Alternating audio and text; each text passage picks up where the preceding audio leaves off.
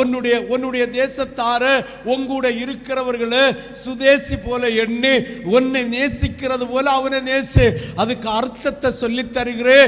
நீ ரட்சிக்கப்பட்டது போல அவனும் ரட்சிக்கப்படணும். நீ கர்த்தருடைய சமூகத்தப்பத்தை புசிக்கிறது போல அவனும் புசிக்கணும். அதற்காக அவனை சொந்த சகோதரனை போல சொந்த சகோதரியை போல பாவித்து அவனுக்கு கொடுக்க வேண்டிய ஆவிக்குரிய ஆகாரத்தை நீ கொடுக்க வேண்டும்.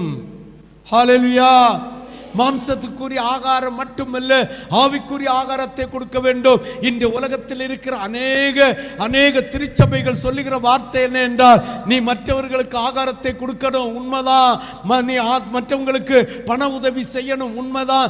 இதெல்லாம் நிஜம். இதெல்லாம் கொடுத்து விட்டு நீ பரலோகத்தை நோக்கி இருக்கிற அந்த மன்னா என்கிற இயேசப்பாவுடைய உபதேசத்தை நீ கொடுக்காவிட்டால் நீ விழுந்து போகிறாய் என்று அர்த்தம்.